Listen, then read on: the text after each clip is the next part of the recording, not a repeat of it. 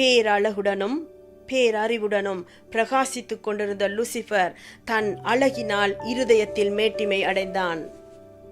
தேவனுடன் மிக நெருங்கிய தேவதூதனாக இருந்த அவன் தானே தேவனின் இடத்தை பெற்று தேவனாக வேண்டும் என இருதயத்தில் எண்ணினான்.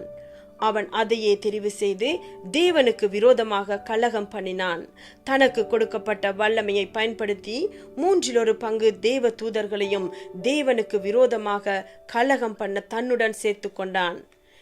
தேவனைப் போல் சிங்காசனத்தில் வீற்றிருந்து மற்ற தூதர்களால் ஆராதிக்கப்பட முயற்சி செய்தான். இதனால் வானத்திலே யுத்தம் மூண்டது. மிகாவேலும் அவனுடன் இருந்த தேவ தூதர்களும் லூசிபருடனும் அவனுடன் இருந்த 1/3 தேவ தூதர்களுடனும் போரிட்டார்கள். லூசிபரும் அவனுடைய சேனையும் தோற்கடிக்கப்பட்டனர். அவன் தேவனுடைய பர்வதத்திலிருந்து தள்ளப்பட்டான், வானத்திலிருந்து விழுந்தான்.